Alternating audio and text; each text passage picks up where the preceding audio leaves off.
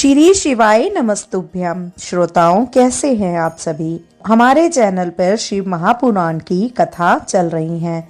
ऐसा माना जाता है शिव महापुराण को पढ़ने या सुनने से कई लाभ मिलते हैं। मान्यता है कि इससे मनोकामनाएं पूर्ण होती हैं, पाप दूर होते हैं और जीवन में सुख समृद्धि आती है। शिवलोक में स्थान मिलता है, शिव की कृपा बनी रहती है, सभी तरह के कष्ट और पाप नष्ट हो जाते हैं और जीवन मंगलमय हो जाता है। श्रोताओं, शिव महापुराण शैव मत संप्रदाय का पवित्र ग्रंथ है। इसमें भगवान शिव की महिमा, लीलाओं, कथाओं, अवतारों और ज्योतिर्लिंगों और पूजा व्रतों का वर्णन संपूर्ण सुनाया गया है। इस पुराण को ऋषि वेद व्यास ने रचा था। शिव महापुराण में 24,000 श्लोक और 7 संहिताएं हैं। श्रोताओं, हमारी इस वीडियो के जरिए पूरी कोशिश है कि आपको शिव महापुराण की कथा बहुत आनंद पूर्वक सुनाई जाए और आप लोग भी कथा को सुनते हुए पूरा आनंद को महसूस कर सको और भगवान शिव शंकर की आराधना कर सको, उनका आशीर्वाद प्राप्त कर सको। तो चलिए, इसी मंगल कामना के साथ हम शिव महापुराण की कथाओं को आगे आरंभ करते हैं। श्रोताओं, अभी तक की कथा में आपने जाना था कि किस प्रकार से कामदेव को शिवजी जी ने भस्म किया था। इसके आगे की कथा में हम आपको सुनाएंगे कि कैसे आदिशक्ति माँ पार्वती ने शिवजी जी को अपने कठिन तप से प्रसन्न किया और उन्हें पति रूप में प्राप्त किया।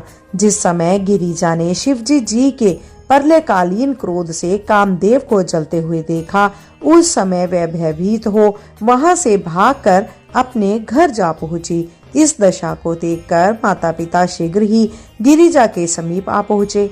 उस समय हिमाचल के संपूर्ण नगर में भी खलबली मच गई। जब गिरिजा को कुछ चेतन प्राप्त हुई, तब उनकी माता ने इस प्रकार पूछा कि हे पुत्री, तुझे इस प्रकार किसने भयभीत किया है जो तू लंबी लंबी सांसें ले रही है।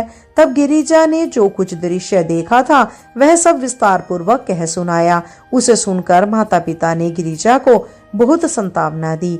कुछ समय बाद नारद जी गिरिजा के समीप पहुंचे। तब गिरिजा ने उन्हें अत्यंत लज्जित होकर कहा कि आप मुझे ऐसा उपाय बतलाइए जिससे मुझे शिवजी जी की प्राप्ति हो सके। यह सुनकर नारद जी ने उत्तर दिया कि हे गिरिजे, शिवजी जी केवल तपस्या के वशीभूत रहते हैं। यदि तुम उन्हें अपने पति रूप में प्राप्त करना चाहते हो तो वे वन में जाकर कठिन तपस्या करो। शिवजी जी तपस्या के वशीभूत होकर सब लोकों का पालन करते हैं और उसी के बल पर सबका संहार भी करते हैं। तपस्या के द्वारा ही देवता संपूर्ण वस्तुओं को प्राप्त करते हैं। यह सुनकर गिरिजा ने उत्तर दिया, हे मुनिराज, आपका कथन सत्य है, परंतु गुरु के बिना किसी को सच्चे ज्ञान की प्राप्ति नहीं होती। आप मुझे अपनी शिष्या बनाकर तपस्या की विधि बतलाइए। ब्रह्मा, विष्णु तथा शिवजी जी गुरु के बिना शक्तिहीन हो जाते हैं। आप मेरे गुरु बनना स्वीकार करें। यह सुनकर नारद जी ने शिवजी जी का ध्यान किया और गिरिजा को अपनी शिष्या बनाकर पंचाक्षर मंत्र का उपदेश दिया। गिरिजा उपदेश को पाकर अपने मन में तपस्या करने की दृढ़ इच्छा को ले सखियों सहित अपने पिता हिमाचल के समीप जा पहुंची। उस समय सखियों ने पर्वतराज हिमाचल को संबोधित करते हुए यह कहा कि हे राजन, गिरिजा अपने मन की अभिलाषा को कहते हुए लज्जित है। अस्तु, उनकी ओर से हम आपसे यह प्रार्थना करती हैं कि आप गिरिजा को तपस्या करने के निमित्त वन में जाने की आज्ञा दे, जिससे वह शिवजी जी को प्राप्त करने के लिए तप करे। सखियों की यह बात सुनकर हिमाचल अत्यंत प्रसन्न हुए और उन्होंने इस प्रार्थना को स्वीकार करते हुए गिरिजा को तपस्या के निमित्त वन में जाने की आज्ञा दे दी। तदुपरांत गिरिजा अपनी सखियों को साथ लेकर अपनी माता के पास पहुंची और उनसे भी यही प्रार्थना की। मैना ने जब इस समाचार को सुना तो उन्हें अत्यंत चिंता हुई। उन्होंने अत्यंत उदास होकर गिरिजा से यह कहा कि हे पुत्री, तुम घर में ही रहकर तपस्या करो। माता पिता के घर को किसी तीर्थ एवं देवालय से कम नहीं समझना चाहिए। तुम्हें इस प्रकार कष्ट सहन करना उचित नहीं है। तुम यही तपस्या करो। मैना की बात सुनकर गिरिजा ने उत्तर दिया कि हे माता, शिवजी जी केवल तपस्या के ही वश में हैं और अस्तु बिना तपस्या किए कोई फल प्राप्त नहीं हो सकता। संसार में जिसने जो वस्तु पाई है वह सब तपस्या का ही फल है। तपस्या करने से अत्यंत सुख प्राप्त होता है। अस्तु तुम मुझे तपस्या करने से मत रोको। यह सुनकर मैना बोली कि हे पुत्री, मेरे 100 पुत्र हैं, परंतु तुम उनमें मुझे सबसे अधिक प्रिय हो। मैं चाहती तो यह कहती कि तुम मेरी आंखों से दूर मत जाओ और यहीं रहो। तुम जो चाहोगी वही करूंगी, जो मानोगी वही दूंगी। गिरिजा ने कहा कि हे माता, जब तक मैं तपस्या नहीं करूंगी तब तक शिवजी जी मेरे साथ विवाह नहीं करेंगे और तपस्या केवल वन में ही हो सकती है, क्योंकि घर का अहंकार मूर्खता, दुख एवं चिंता को प्रदान करने वाला होता है। यदि घर बैठकर तपस्या हो सकती तो मुनि और राजा लोग भी वन में कभी नहीं जाते। यह सुनकर मैना ने फिर चिंतित होते हुए कहा कि हे गिरिजा, वन में सिंह, हाथी आदि अनेक हिंसक जीव घूमते रहते हैं। तुमने उन्हें कभी देखा भी नहीं है, फिर भला तुम उनके बीच किस प्रकार रह सकोगी? गिरिजा ने उत्तर दिया कि हे माता, बिना कष्ट उठाए संसार में किसी वस्तु अथवा मनोरथ की प्राप्ति नहीं होती।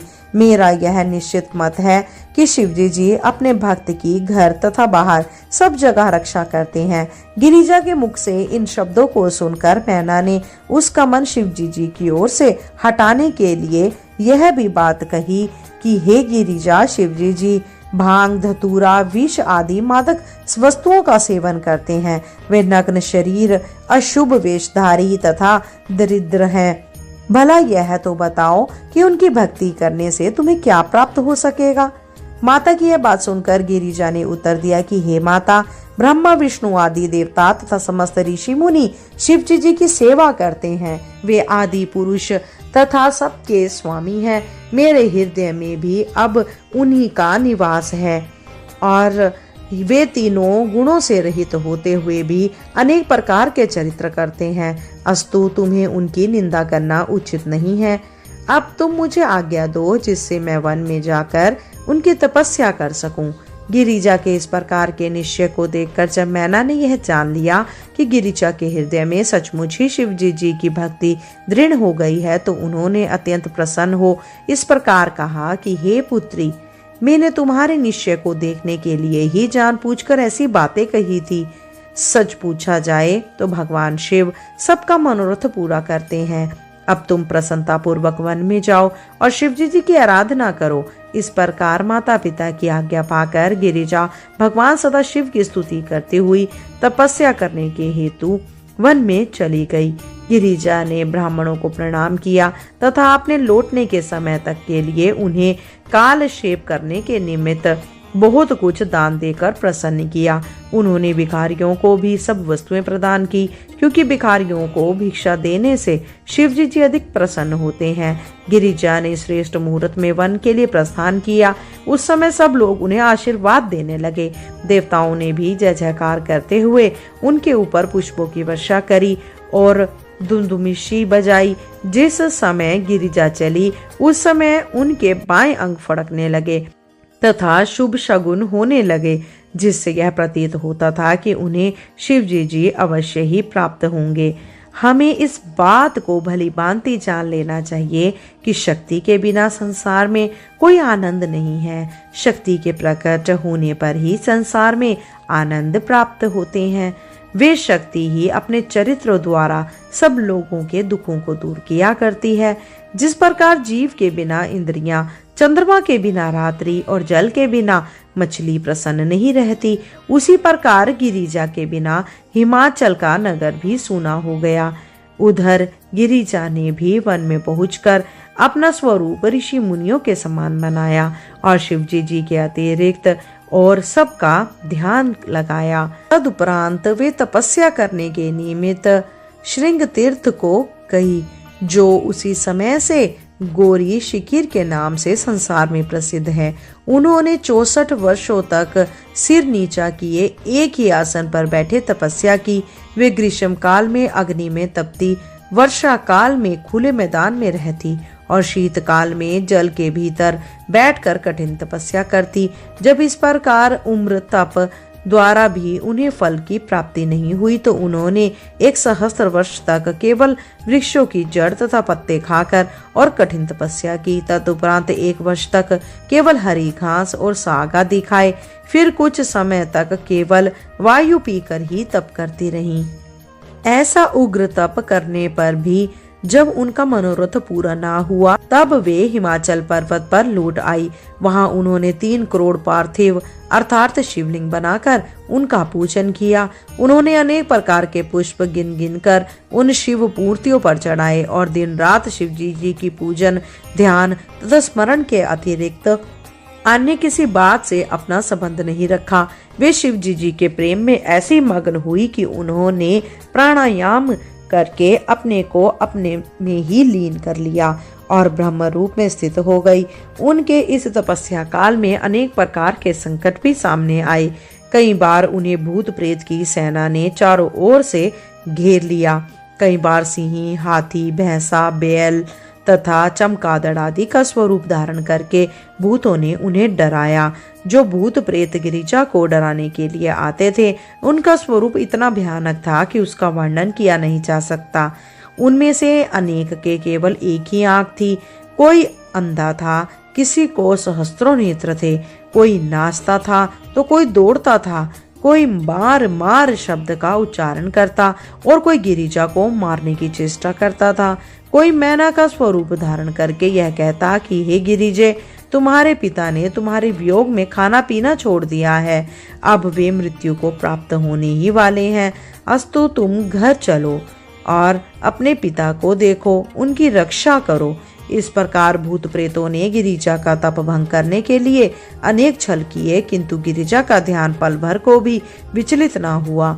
वे दुगने उत्साह से शिवजी जी के चरणों में अपने मन लगाए बैठी। तब गिरिजा के तेज से भयभीत होकर बहुत से भूत प्रेत भाग गए। जो बचे उनमें से कोई भस्म हो गया तो कोई किसी नदी में डूबकर मर गया। इस प्रकार गिरिजा के ध्यान को भंग करने में वे सभी प्रकार के सब असमर्थ रहे। जिस स्थान पर गिरिजा तपस्या कर रही थी वह स्थान कैलाश पर्वत के समान सुंदर हो गया। वहां के निवासियों को ऐसा ज्ञान प्राप्त हुआ कि वे संसार की माया को भूल कर ब्रह्म ज्ञानी हो गए। उस समय पर सिंह गायों के साथ खेला करते थे, बिल्ली चूहों से प्यार करती थी। यदि किसी प्राणी को किसी प्रकार का कष्ट होता था तो दूसरा प्राणी उसके कष्ट को दूर करने की स्वयं ही चेष्टा करने लगता था। उस समय पर पारस्परिक वैर विरोध का कहीं नाम भी नहीं था। वहां के तालाब, नदी और नाले जल से परिपूर्ण हो बह रहे थे। सब वृक्षों में अनेक प्रकार के फल फूल दिखलाई पड़ते थे। इस प्रकार वहां किसी वस्तु की कोई कमी नहीं रही। गिरिजा की तपस्या तीनों लोकों की ऐसी प्रसिद्ध हुई कि उसे देखने के लिए ब्रह्मा, विष्णु और इंद्र आदि उस स्थान पर पहुंचे। उन लोगों ने उन्हें इस प्रकार देखा मानो वे स्वयं सिद्ध रूपा हो। उन सब ने उन्हें प्रणाम करते हुए स्तुति की। उस समय इंद्र ने सब देवताओं को संबोधित करते हुए यह कहा कि गिरिजा का तप सर्वश्रेष्ठ है। तीनों लोकों में किसी भी प्राणी ने ऐसी कठिन तपस्या नहीं की। गिरिजा को तथा गिरिजा के माता पिता को सहस्त्रों धन्यवाद है। इस प्रकार गिरिजा की स्तुति प्रशंसा करने के उपरांत सब लोग कैलाश पर्वत पर शिवजी जी के समीप पहुँचे। वह कैलाश पर्वत इतना सुंदर है कि वहाँ 6 दिश ऋतुओं हर समय वर्तमान रहती हैं। वहाँ कल कल निनादिनी गंगा जी की धारा अत्यंत प्रसन्नता प्रदान करती हैं। वहाँ किसी को भी किसी प्रकार का दुख नहीं है। सब और ऋषि मुनि लोग बैठे हुए भगवान सदाशिव का ध्यान धरते रहते हैं।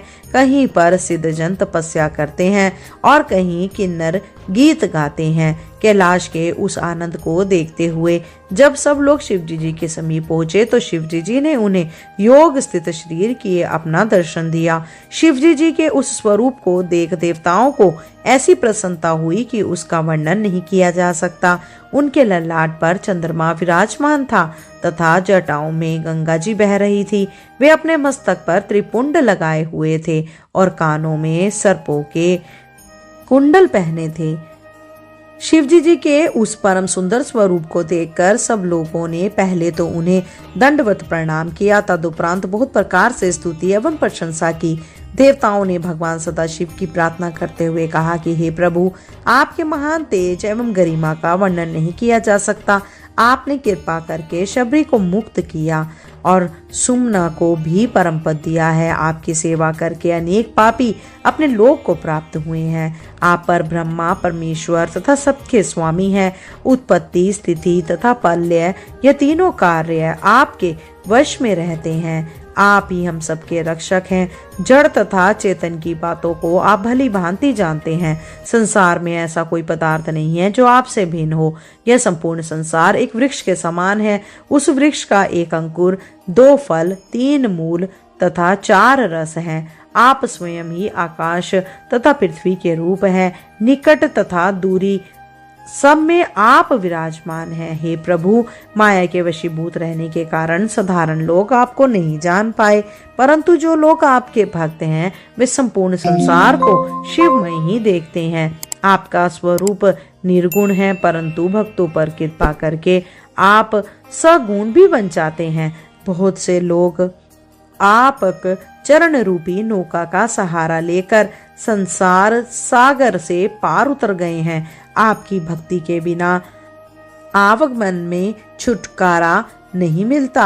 आपके भक्त आगमन में सहज ही लूट लाते हैं और वे सदैव निर्भय होकर आपके चरणों की सेवा द्वारा परम पद को प्राप्त कर लेते हैं। हे स्वामी, आप उत्पत्ति के समय ब्रह्मा, पालन के समय विष्णु और प्रलय के समय हर का स्वरूप धारण कर लेते हैं। वेद, कर्म, जप, तप, योग तथा ध्यान आदि द्वारा आप प्राप्त होते हैं। यदि आप सगुण रूप धारण नहीं करते तो हम लोगों को सहज ही मोक्ष प्रद किस प्रकार प्राप्त होता। आपके नाम और गुण अनंत हैं और उनका वर्णन करने की समर्था किसी में नहीं है। हम में आपके समान बुद्धि कहाँ से आई। आपकी महिमा अपार है। हे नाथ, आप हमारे कार्य को पूर्ण करें। आप देवताओं के स्वामी, संपूर्ण सृष्टि के इंद्र, शुभ मार्ग पर स्थित करने वाले, संपूर्ण सृष्टि के कारण स्वरूप, अविनाशी, अनादि तथा अप्रेम्य है। आपका शरीर विद्या तथा बुद्धि से परिपूर्ण है। हे प्रभु, आपका पवित्र स्वरूप भक्तों के हृदय में वास करता है, इसीलिए वे कुसंगति तथा काम, क्रोध आदि को त्याग कर आपकी सेवा में संलग्न रहते हैं। आप पूर्ण ब्रह्मा, आनंद के निधान, दुख नाशक तथा अत्यंत कृपालु हैं। आप इच्छा रहित, अद्वितीय, निरीही तथा परब्रह्मा हैं। आपके ही सबसे पहले शरीर धारण किया था और आपके अवतार हमारे मनोरथ को पूर्ण करने के लिए ही होते हैं। आपके उन अवतारों की महिमा अपार तथा अप्रेम्य है। हम लोगों का मन आपकी महिमा को कहाँ तक जान सकता है। जो लोग मन लगाकर आपके गुणों को सुनते हैं और उनका ध्यान धरते हैं, उन्हीं पर आप अपनी कृपा दिखलाते हैं। बहुत से लोग तो धर्म मार्ग को भी त्याग कर केवल आपसे ही स्नेह करते हैं और आपकी भक्ति पर दृढ़ रहने के कारण आपको प्राप्त कर लेते हैं। वे केवल आपका गुणगान करते हैं तथा किसी संसारी वस्तु से अपना कोई प्रयोजन नहीं रखते। आपको भी अपने भक्त अत्यंत प्रिय हैं। आप उन्हीं के सामने प्रकट होते हैं और उनकी प्रत्येक अभिलाषा को पूर्ण करते हैं। इस प्रकार स्तुति करके ब्रह्मा, विष्णु तथा अन्य सभी देवता चुप हो गए। उसी समय शिवजी जी ने अत्यंत प्रसन्न होकर कहा, हे देवताओं, तुम सब लोग यहाँ किस लिए आए हो? ऐसा प्रतीत होता है कि तुम बहुत चिंतित हो। अस्तु, जो भी बात हो उसे हमारे सम्मुख निसंकोच प्रकट करो। यह सुनकर ब्रह्मा जी और विष्णु जी ने प्रार्थना करते हुए उनसे यह कहा कि हे प्रभु, हम लोगों के धन्य भाग्य हैं जो आपने हम पर कृपा दृष्टि की। संसार में वे ही लोग पुण्यात्मा हैं जिनके ऊपर आप अनुग्रह करते हैं। हे स्वामी, आपकी महिमा महान है। आप प्रत्येक प्राणी के शरीर में निवास करते हैं। आपकी कलाएं असंख्य हैं तथा आप अपने भक्तों को दुखी देखकर उन्हें अत्यंत आनंद प्रदान करते हैं। इतना कहकर ब्रह्मा जी और विष्णु जी चुप हो गए। उनकी इस प्रकार स्तुति तथा प्रार्थना को सुनकर शिवजी जी बोले कि हे ब्रह्मा तथा हे विष्णु, तुम सब देवताओं को साथ लेकर जिस कार्य के लिए आए हो वह हमसे स्पष्ट कहो, हम तुम्हारे मनोरथ को अवश्य ही पूरा करेंगे। यह सुनकर ब्रह्मा जी तथा विष्णु जी ने फिर इस प्रकार कहा कि हे प्रभु, आप संपूर्ण देवताओं के स्वामी हैं, आप सबके मन की बात जानते हैं और सबके स्थान पर बैठे हुए तीनों लोकों की घटनाओं को देखते रहते हैं। अस्तु, आप इस प्रकार अनजान बनकर हमसे क्यों पूछ रहे हैं? फिर भी जब आपकी आज्ञा है तो हम यह प्रार्थना करते हैं कि नारद जी से उपदेश ग्रहण कर गिरिजा अत्यंत कठिन तपस्या कर रही हैं। उन जैसा कठोर तप आज तक किसी ने नहीं किया। अब आपको उचित है कि आप उनके पास जाकर इच्छित वरदान दें और हम सब लोगों की यह प्रबल इच्छा है कि हम गिरिजा के साथ आपके विवाह का आनंद लाभ करें और आपकी बारात में बाराती बनकर सम्मिलित हों। सब लोगों की यह प्रार्थना सुनकर शिवजी जी हंसकर बोले कि हे देवताओं, विवाह करके संसारिक जाल में फंसना मूर्खों का काम है।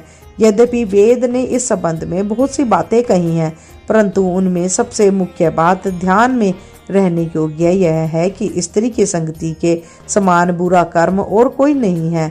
परंतु हम तुम्हारा कहना भी नहीं टाल सकते, क्योंकि यदि हम अपने भक्तों की बात ना माने तो वेद और धर्मशास्त्र की प्रतिष्ठा कम होगी। अस्तु, चाहे हमें बहुत दुख ही क्यों ना उठाने पड़े, फिर भी हम गिरिजा की तपस्या के वशीभूत होकर तुम्हारी प्रार्थना स्वीकार किए लेते हैं। तुम यह तो जानते ही होंगे कि जब राजा काम रूप में इच्छा की तब हमने दैत्य को मारकर उन्हें आनंद प्रदान किया था। इसी प्रकार गीतम के दुख को भी दूर किया था। जब हलाहल विष के कारण सब देवता भस्म हुए जा रहे थे, उस समय हमने कृपा करके उस विष को भी पी लिया था।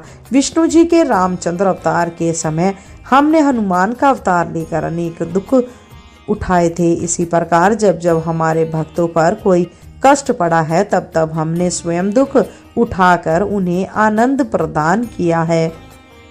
अब तुम्हारे लिए भी गिरिजा के साथ विवाह कर लेंगे, क्योंकि हमने भक्तों की प्रार्थना को कभी अस्वीकार नहीं किया है। अब तुम सब लोग निश्चिंत होकर अपने अपने लोक को जाओ। सबको विदा करने के उपरांत शिवजी जी ने स्त्रियों को अपने पास बुलाया। जब उन्होंने शिवजी जी के समीप पहुंचकर दंडवत प्रणाम एवं स्तुति करते हुए हाथ जोड़कर कहा कि हे प्रभु, आपने हमें किस लिए बुलाया है? अब आप हमें क्या आज्ञा देते हैं वह बतलाइए, हम आपका पालन करेंगे। यह सुनकर शिवजी जी उनसे बोले कि हे ऋषियों, गिरिजा हमें प्राप्त करने के लिए बहुत कठिन तपस्या कर रही है। अस्तु, तुम उसके तप की परीक्षा लेने के लिए उसके पास जाओ और उसे छलने का प्रयत्न करो। शिवजी जी की यह आज्ञा पाकर सप्तऋषि गिरिजा के समीप जा पहुँचे और यह देखा कि साक्षात तपस्या का रूप बनी बैठी है। उस समय ऋषियों ने अपनी चतुराई का प्रदर्शन करते हुए उनसे यह कहा कि हे गिरिजे, तुम ऐसा तप क्यों कर रही हो कि किसी कार्य के लिए कठिन साधना में संलग्न हो? तुम हमसे ये सब हाल सत्य सत्य कहो। ऋषियों की बात सुनकर पार्वती ने उत्तर दिया कि हे ऋषियों, मुझे अपना मनोरथ कहने में लज्जा का अनुभव होता है, क्योंकि आप उसे सुनकर अवश्य ही हंसेंगे। फिर भी मैं आपको बताती हूँ कि देवता और मुनियों के वचनों को सत्य मानकर शिवजी जी के साथ विवाह करने की इच्छा से यह तपस्या कर रही हूँ। गिरिजा की बात सुनकर मुनियों ने हंसते हुए इस प्रकार कहा कि हे गिरिजे, तुम नारद की बातों पर विश्वास कर बैठी, इससे बढ़कर मूर्खता और क्या होगी? तुम्हें यह पता नहीं है कि नारद की बातों से अनेक नगर तथा ग्राम उजड़ रह चुके हैं। हम नारद को बहुत अच्छी तरह जानते हैं, क्योंकि बहुत दिनों तक हम उनके साथ रहे हैं। इसीलिए हम यह कहते हैं कि तुम नारद के बुलावे में आकर बहुत बड़ी भूल कर रही हो। हे गिरिजे, इसके अतिरिक्त जिन शिवजी जी को प्राप्त करने के लिए लोग यह घोर तपस्या कर रहे हैं, उनके संबंध में भी हम तुम्हें यह बता देना चाहते हैं कि वे निर्गुण, अशुभ, निर्लज और बुरा वेश धारण करने वाले हैं। ना तो उनके कुल परिवार का कोई पता है और ना ही उनके पास सेवक आदि है। उन्हें उस ठग नारद ने मोहित करके तुम्हारी बुद्धि को भ्रष्ट कर दिया है। भला ऐसी पति पाकर तुम्हें कौन सा सुख मिल सकेगा। तुम इस बात पर भली भांति विचार करो तो यह स्पष्ट हो जाएगा कि हमारा कथन सत्य है या नहीं। शिव ने पहले सदक्ष की पुत्री के साथ विवाह किया, परंतु जब वह उनका निर्वाह नहीं कर सके तो उसे मिथ्या दोष लगाकर त्याग दिया। तब से वे अपने आप में ध्यान लगाकर निश्चिंत बैठे रहते हैं। भला जो आदमी एकांत में ही रहना पसंद करता है, उसके साथ किसी स्त्री का निर्वाह किस प्रकार हो सकता है। हमारा तो यह कहना है कि अब भी कुछ नहीं बिगड़ा है, तुम अपना हट छोड़कर घर चली जाओ। यदि तुम अपने लिए श्रेष्ठ वर को चाहती हो तो हम तुम्हें यह भी बता देते हैं कि कोई विष्णु से अधिक श्रेष्ठ और कोई नहीं है। वे सब देवताओं के स्वामी हैं और तुम्हारे वर बनने के सर्वथा योग्य हैं। सप्त ऋषियों की बात सुनकर पार्वती ने उन्हें उत्तर देते हुए कहा कि हे ऋषियों, आपका कहना सत्य हो सकता है, परंतु मेरे हट में किसी प्रकार की कमी नहीं आएगी। मैं तो उसी राग को गाती रहूंगी जिसे अब तक गाती आई हूँ। मेरा शरीर पहाड़ से उत्पन्न हुआ है, अतः उसमें पहाड़ की जड़ता प्रत्यक्ष देखने में आती है। मैं नारद जी को अपना गुरु स्वीकार कर चुकी हूँ, अतः उनकी बातों को किसी प्रकार नहीं टालूंगी, क्योंकि जो लोग गुरु के वचन को मिथ्या समझते हैं वे कल्प भर भटकते रहने पर भी कभी ईश्वर को प्राप्त नहीं कर पाते। वे आपकी इस बात को मान लेती हूँ कि विष्णु में सब गुण भरे हुए हैं तथा शिवजी जी अवगुणों की खान है, परंतु आपको यह भी अवश्य बता देना चाहती हूँ कि शिवजी जी निर्गुण है और उन्होंने अपने भक्तों की प्रसन्नता के निमित्त ही शरीर धारण किया है। ये अपनी शक्ति और ऐश्वर्य का विज्ञापन नहीं करना चाहते, इसीलिए वे परमहंस गति में रहकर अवधूतों के समान दिखलाई देते हैं। वस्त्र और आभूषणों को पहनना तो साधारण मनुष्यों का काम है। शिवजी जी तीनों गुणों से रहित तथा सबके स्वामी हैं, अस्तु वे इन वस्तुओं को स्वीकार नहीं करते। मैंने अपने गुरु की कृपा से शिवजी जी को भली भांति पहचान लिया है और इसीलिए मैं यह निश्चय पूर्वक कहती हूँ कि या तो मैं शिवजी जी के साथ विवाह करूंगी, अन्यथा जन्म भर कुंवारी ही रहूंगी। अस्तु, आप मुझे इस प्रकार का उपदेश देने की कृपा ना करें। इतना कहकर गिरिजा ने सप्त ऋषियों को प्रणाम किया। तदुपरांत वे पहले की ही भांति शिवजी जी के ध्यान में मग्न हो गई। गिरिजा के उस दृढ़ निश्चय को देखकर सप्त ऋषि जय जयकार करने लगे और आशीर्वाद देते हुए बोले कि हे गिरिजे, तुम परम धन्य हो, तुम्हें शिवजी जी अवश्य ही प्राप्त होंगे। इतना कहकर वे गिरिजा को प्रणाम करने के उपरांत शिवजी जी के पास चले गए। कैलाश पर्वत पर पहुंचकर उन्होंने शिवजी जी से कहा कि हे प्रभु, हमने गिरिजा की बहुत प्रकार से परीक्षा ली तथा अपने वाक्य जाल द्वारा छलने का भी बहुत प्रयत्न किया, परंतु ना तो वे हमारे धोखों में आई और ना उन्होंने अपने चरणों से अपने ध्यान को ही हटाया। और अस्तु, आपको उचित है कि आप उन्हें वहां जाकर वरदान दे। इतना कहकर सप्तऋषि अपने ध्यान को चले गए। शिवजी जी ने सप्तऋषियों के चले जाने के पश्चात ब्राह्मण का रूप धारण किया और ब्रह्मचारियों के समान दंड लेकर मस्तक में त्रिपुंड लगाया, गले और हाथ में माला पहनी। फिर ऐसा स्वरूप धारण करके वे वहां पहुंचे जहां पार्वती तप करती थी। पार्वती ने उन्हें प्रणाम किया और कुशल के पश्चात पूछा कि तुम कौन हो और कहां से आए हो। वह सुनकर ब्राह्मण रूपी शिवजी जी ने ठंडी सांस लेकर कहा कि हम ब्रह्मचारियों का व्रत धारण किए सृष्टि की भलाई के लिए इधर उधर घूमते हैं, इसीलिए हमको धर्मनिष्ठा जानकर हमारा जो आदर और सत्कार किया उससे हमको बड़ी प्रसन्नता हुई है। अब हम तुमसे पूछते हैं कि हे देवी, तुम कौन हो और किस उद्देश्य से आई हो। श्री पार्वती ने यह सुन कुछ सोचकर अपनी एक सखी को संकेत किया। उसने आदि से अंत तक सब वृतांत जिस प्रकार नारद जी से आकर भविष्यवाणी में की थी कि पार्वती का विवाह शिव से होगा, कह सुनाया। उसे सुनकर ब्राह्मण ने पश्चाताप करके हुए कहा कि हे पार्वती, तुम हमसे यह हंसी क्यों करती हो? तुम स्वयं हमको उत्तर क्यों नहीं देती? पार्वती बोली कि हे ब्राह्मण, मेरी सखी ने आपसे जो कुछ कहा है वह सब सत्य है। मैं यह चाहती हूँ कि मेरा विवाह शिव के साथ हो। यह सुनकर ब्राह्मण वेशधारी शिवजी जी ने शब्द जाल फैलाते हुए कहा, हे गिरिजे, तुम जो चाहे सो करो, हमको उससे क्या मतलब, परंतु तुमने मेरा आदर और सत्कार किया है, इसीलिए मुझसे बिना कहे नहीं रहा जाता। इसके अतिरिक्त जानबूझकर किसी बात को छिपाना भी बहुत बड़ा पाप है। हे पार्वती, तुम हिमाचल की पुत्री होकर इतनी मूर्ख क्यों हो गई हो जो अपने ऐसे कोमल शरीर को तपस्या द्वारा भस्म कर रही हो? तुम इस प्रकार अपनी सुंदरता को क्यों नष्ट करना चाहती हो? यह भाग्य की बात है कि तुम विष्णु जी और ब्रह्मा को छोड़कर शिव जी के लिए तप करती हो। क्या तुम्हारे लिए शिव के समान अशुभ तथा अनुचित पति चाहिए? उनकी चाल ढाल तो संसार से अलग है। देखो, विष्णु आदि सर्वगुण संपन्न, कुलवान तथा प्रतिष्ठित हैं, परंतु शिव में इनमें से कोई बात नहीं। वे बैल पर सवार होकर नाना प्रकार के विष एवं भंग का सेवन करते हैं।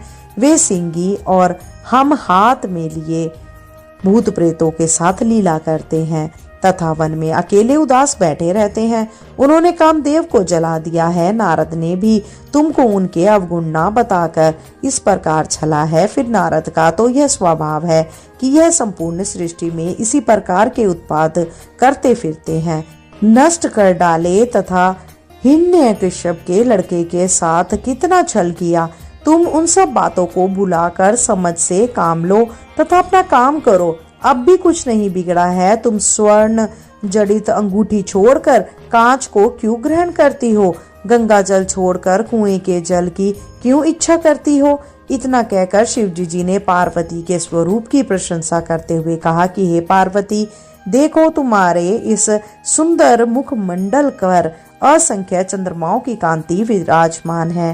तुम्हारा मुख चंद्र सुंदरता की खान के समान सुंदर है।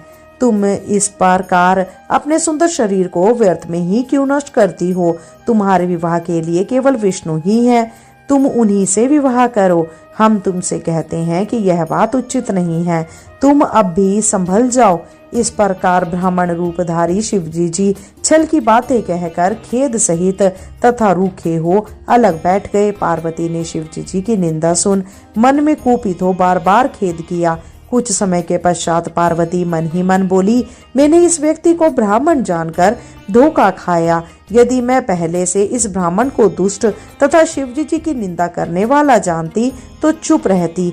इसने वेद के विरुद्ध शिवजी जी की इतनी निंदा की है कि यदि अब मैं इसको उत्तर नहीं देती हूँ तो शिव की निंदा सुनने का पाप मुझे लगेगा। यह विचार कर पार्वती ने कहा कि हे ब्राह्मण, तू हमको धोखा तो क्यों देता है? तूने तो वेद के विरुद्ध शिवजी जी की अत्यंत निंदा की है। तुमको ब्राह्मण होने के नाते प्राण दंड नहीं दिया जा सकता। अब मैं वेद पुराण और स्मृति के वचनों के अनुकूल शिवजी जी का वर्णन करती हूँ। तू अब तक शिवजी जी के गुणों को नहीं जान पाया है, इसीलिए मेरा वचन वेद के विरुद्ध है। यदि तू शिव को जानता है तो वेद के विरुद्ध ऐसे वचन ना कहता। शिव की समस्त अशुभ सामग्री शुभ ही है, कोई भी देवता उनसे श्रेष्ठ नहीं है। वे सब विद्याओं के ज्ञाता पूर्ण ब्रह्म अलख जगदीश हैं। उन्होंने ही ब्रह्मा को अपने श्वास मार्ग में वेद दिए। यही शिव सबके आदि मध्य एवं अस्तु हैं और उनका तेज और प्रताप आज तक कोई नहीं जान पाया। वे अपने भक्तों को तीनों लोक प्रदान करते हैं। उनकी सेवा द्वारा ही मनुष्य मृत्यु पर विजय प्राप्त करते हैं। शिवजी जी की निंदा करने से मनुष्य बहुत दुख प्राप्त करता है। जो दुष्ट एवं अनाचारी ब्राह्मण शिव के विरुद्ध है वे करोड़ों जन्मों तक दरिद्र रहा करते हैं। हे ब्राह्मण, तूने शिव की निंदा करके अपने लिए नरक का मार्ग खोला है। तेरा अनादर करने से मुझे कोई फल प्राप्त नहीं हुआ, वरन मेरे समस्त पुण्य नष्ट हो गए। अब तू शीघ्र अपने घर चला जा, क्योंकि मेरा मन शिवजी जी में लग रहा है। ब्राह्मण यह सुनकर हंसा और मन में पार्वती की प्रशंसा करना चाहा कि और कुछ कहे, परंतु पार्वती ने ब्राह्मण की इच्छा समझ अपनी एक सहेली से कहा, अब इस स्थान को छोड़कर कहीं और चलो, क्योंकि यहाँ रहने से बड़ा दुख होता है। इस ब्राह्मण ने शिव की निंदा करके हमको बहुत दुख पहुंचाया है। शिव की निंदा करने वाले को आंख से ना देखना ही उचित है। इसकी व्यर्थ की बातें सुनने से महापाप होगा। जो शिव निंदा को आंखों से देख ले उसको तुरंत स्नान कर डालना चाहिए, और यदि वश चले तो उसकी जीवा को काट डाले, नहीं तो अपने दोनों कान बंद कर वहां से उठ जाना चाहिए। वेद भी यही कहते हैं। अस्तु, अब तुम देरी ना करो, उठो, किसी और वन में चलकर रहेंगे, अन्यंत्र जाकर जप करूंगी। यदि मेरा निश्चय दृढ़ है तो शिवजी जी मुझे अवश्य ही प्रसन्न होंगे। किसी के धोखा देने से क्या होता है, शिव तो केवल प्रेम से ही प्रसन्न होते हैं। मैंने गुरु से सुना है कि तप करने में इसी प्रकार के अनेक विघ्न सामने आते हैं। उनसे धोखा खाकर जो तप से विमुख हो जाते हैं वे मूर्ख हैं और तप का फल प्राप्त नहीं कर पाते। जो दृढ़ता पूर्वक धोखे से बच रहकर जप में संलग्न रहते हैं वे ही सिद्धि प्राप्त करते हैं। शिवजी जी अपने भक्तों का पालन करने वाले हैं।